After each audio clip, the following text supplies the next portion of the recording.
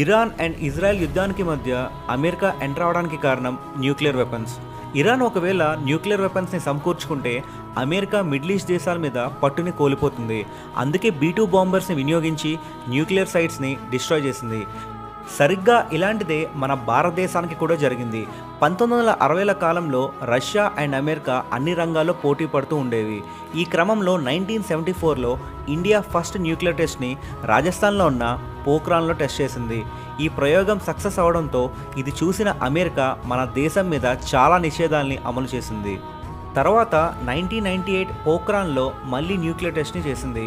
ఇంక ఇది చూసి తట్టుకోలేని America financial, military and technology రంగాల్లో సపోర్ట్ని ఆపేసింది. ఇదేమీ పట్టించుకొని అప్పటి ప్రైమ్ మినిస్టర్ న్యూక్లియర్ ప్రయోగాల్ని ఆపలేదు.